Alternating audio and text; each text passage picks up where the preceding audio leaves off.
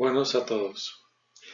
Continuando con esta metodología, hoy vamos a abarcar el tema de fotosíntesis en algas. Recordemos que siempre que hablamos de algas o de cianoprocariotas, el hecho fundamental es un concepto fisiológico que está asociado con la fotosíntesis. El proceso de fotosíntesis se generó en el planeta hace aproximadamente unos 3.500 millones de años con la aparición de las primeras cianoprocariotas.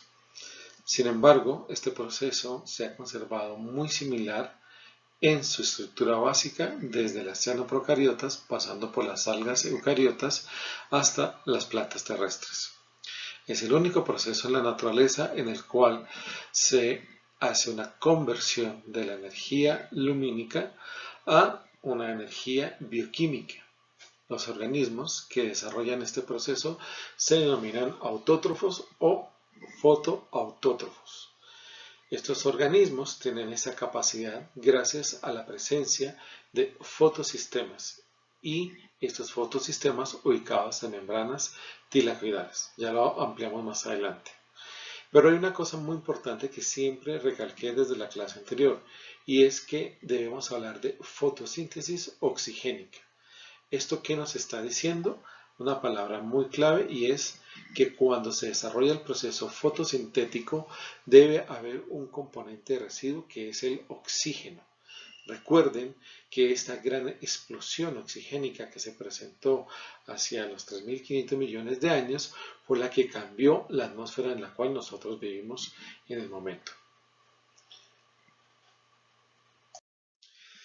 ¿Qué mejor que para estudiar la fotosíntesis que utilizar microorganismos fotosintéticos como modelos, ya que permiten en el laboratorio poder controlar todas las condiciones para poder analizar mejor toda la vía metabólica de la fotosíntesis? Es así como desde el siglo XIX se iniciaron los estudios más profundos sobre cómo era este proceso y cómo se iba desarrollando. Y para eso se utilizaron algas, en especial una alga filamentosa perteneciente al grupo de las carofitas denominada Spirogyra. Y esos son los trabajos desarrollados por Thomas Hellman más o menos hacia 1880 hasta 1890. Otro punto importante es que recuerden que en el proceso fotosintético se hace captura de CO2. Y esa captura de CO2 es la que permite la transformación a esqueletos de carbono y después del agua que se toma la liberación del oxígeno. Lo vamos a ver mejor más adelante. Pero traigo a colación este tema porque son las algas las verdaderas protagonistas dentro del planeta en la captura de CO2. Y por eso es que en estos momentos de cambio climático se desarrollan inclusive procesos biotecnológicos en los cuales se están utilizando algas para capturar CO2 que se libera de fábricas o CO2 que se están liberando de componentes contaminantes de la atmósfera. Asimismo, también tenemos que tener en cuenta, yo les comentaba, que históricamente se trabajó las algas desde un punto de vista morfológico, pero también desde un punto de vista del color que ellas generaban cuando se observaban. Y por eso se hablaba de algas rojas, algas azules, algas pardas, algas doradas y algas verdes. Sin embargo, esto en dónde se conlleva, esto en dónde está marcado es en la antena. Dentro de los fotosistemas, las moléculas encargadas de capturar la energía lumínica y llevarla por la resonancia, por un proceso de resonancia hacia la clorofila, se denominan pigmentos. Y estos pigmentos cambian de grupo en grupo de las algas y les dan esas diferentes tonalidades. Pero eso también fue una especialización que se vino dando a través del tiempo, y es el hecho de tener diferentes tipos de pigmentos que permiten capturar la luz en diferentes longitudes de onda.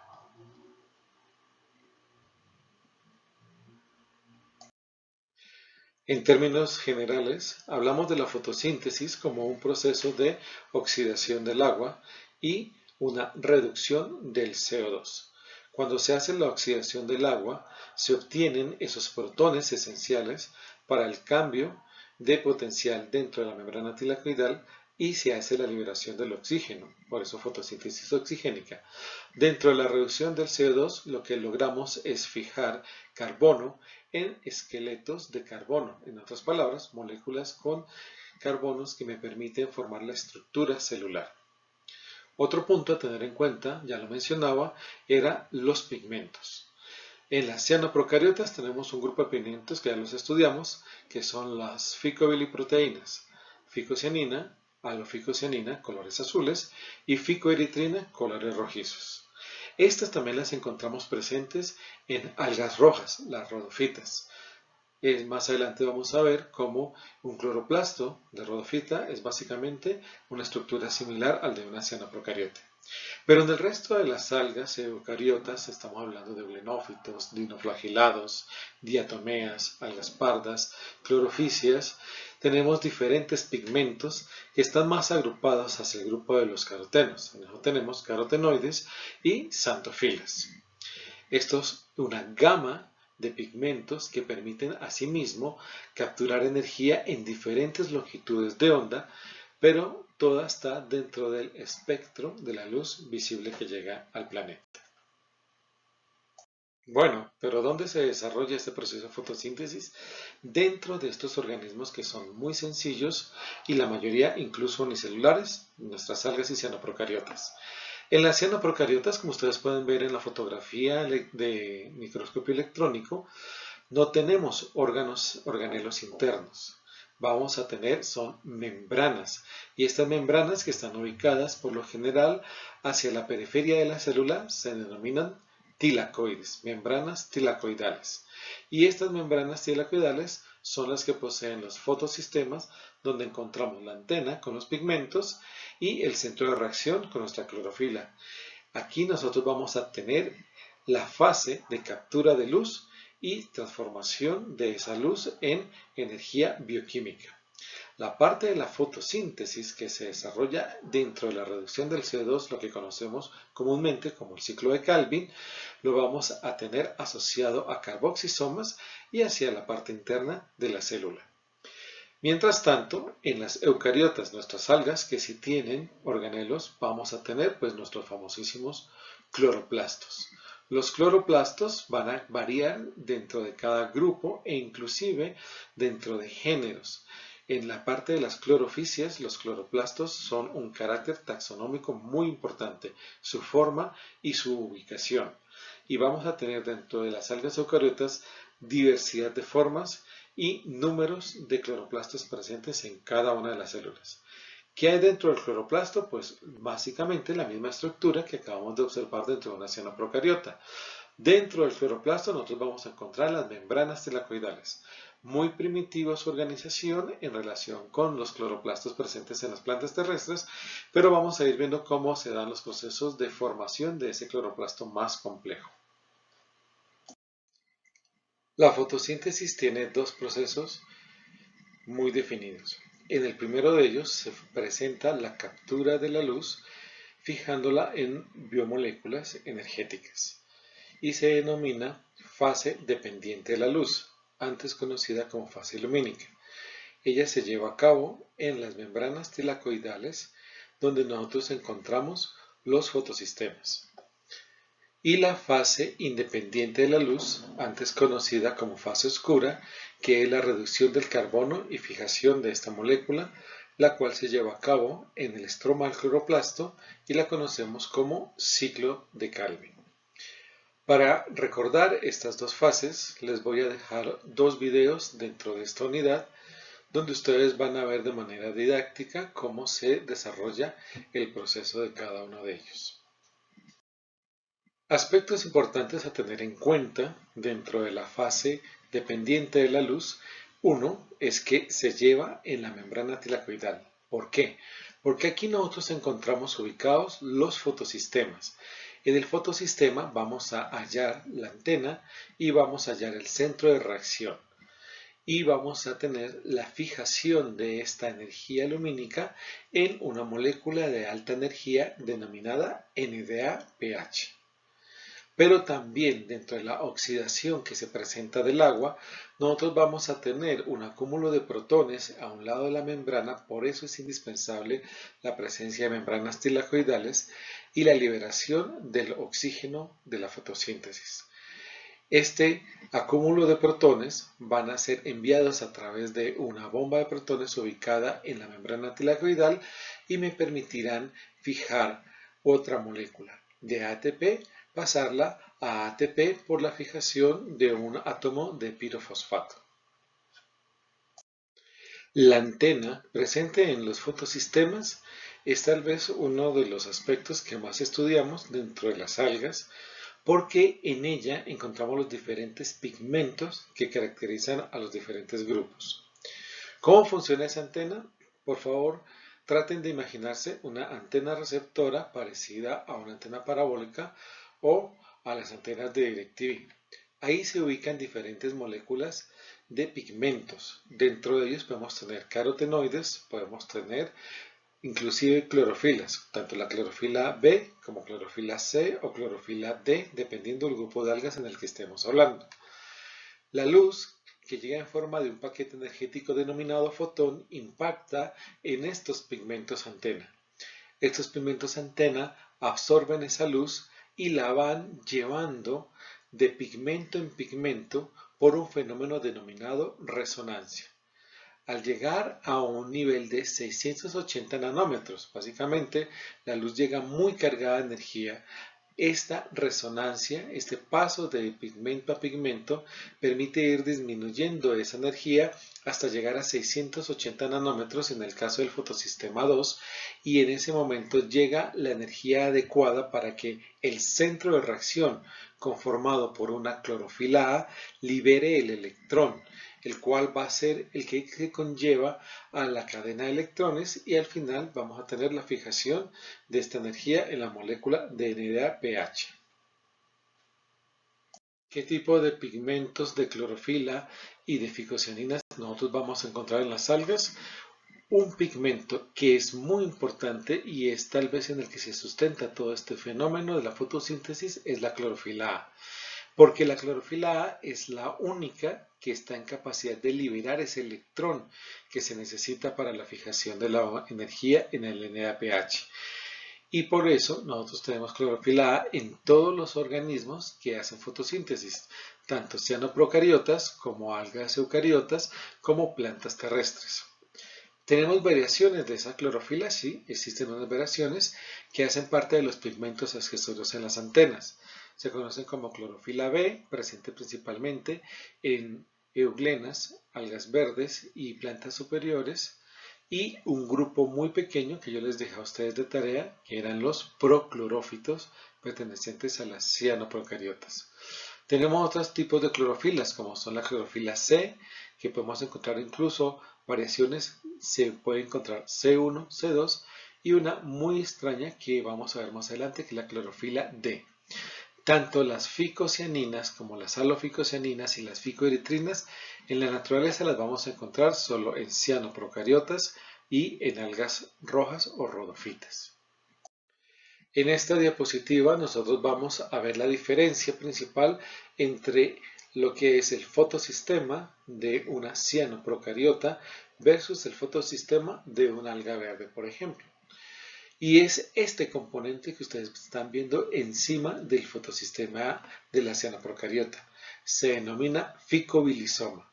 Y el ficobilisoma es nuestra antena principal dentro de las cianoprocariotas, donde vamos a encontrar las ficobiliproteínas, ficocianina, aloficocianina y ficoeritrina.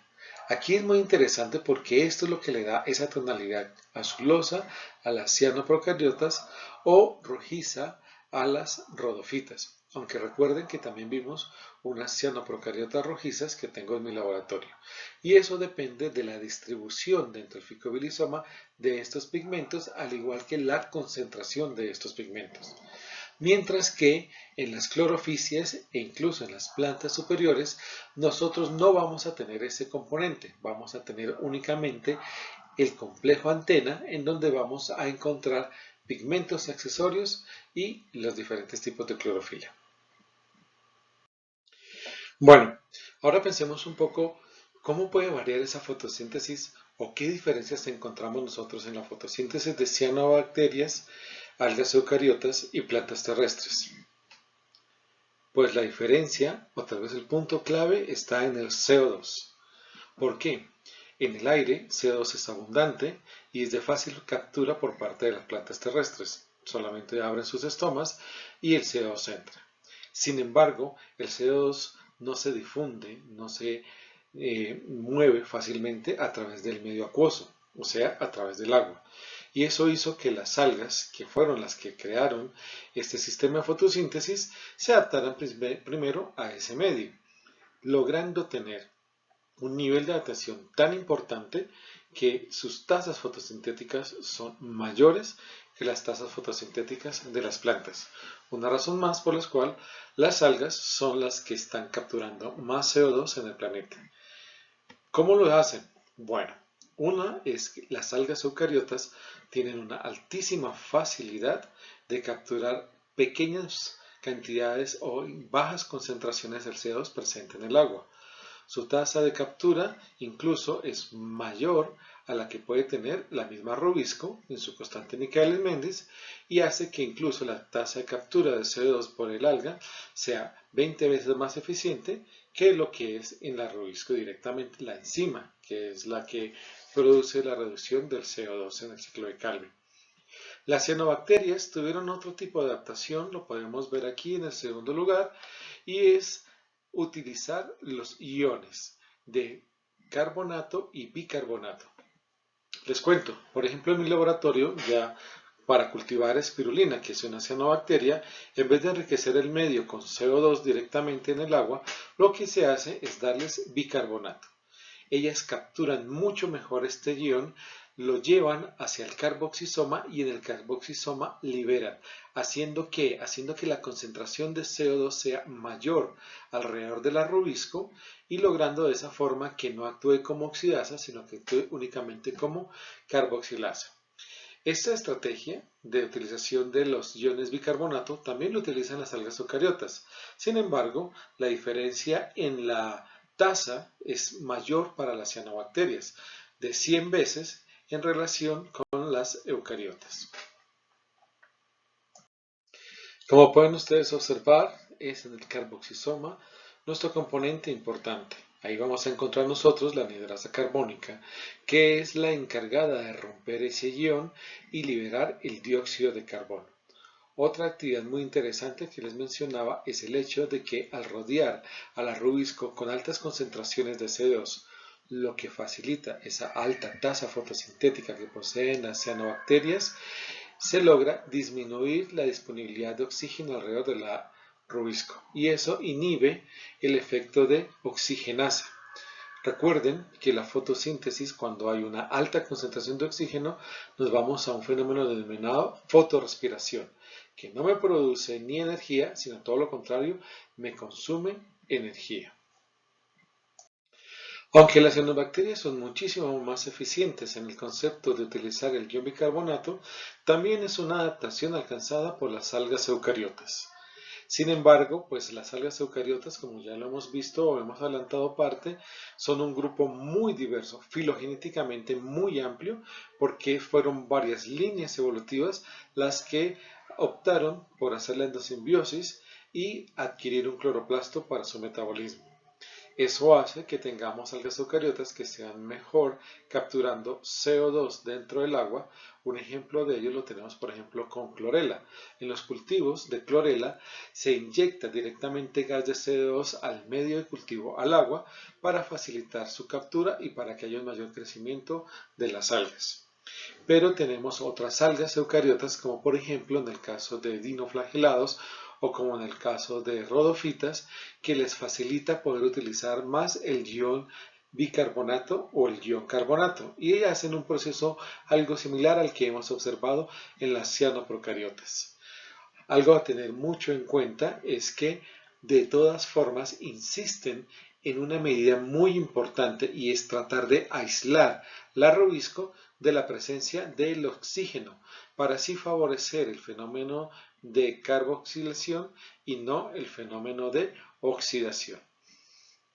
En otras palabras, tenemos que concentrar grandes cantidades de CO2 dentro de qué, en este caso, si hablamos específicamente del cloroplasto, porque estamos hablando de organismos eucariotes. Para eso tienen una adaptación que es una estructura proteica denominada pirenoide. Ahora recuerden bien, el pirenoide también es un carácter taxonómico utilizado en diferentes grupos. Su posición es dada para poder diferenciar géneros, por ejemplo en el caso de las clorofisias. En el pirenoide, ¿qué hay? Hay un acúmulo de la rubisco y es rodeada precisamente por el CO2, que ya sea por toma o ya sea por liberación a partir del ion bicarbonato. De esa manera aíslan la rubisco del oxígeno, favoreciendo nuevamente la fotosíntesis y tratando de inhibir la fotorrespiración. Como se pueden dar cuenta, tanto las cianoprocariotas como las algas eucariotas tienen muchísimas adaptaciones a nivel fisiológico para mejorar su tasa fotosintética.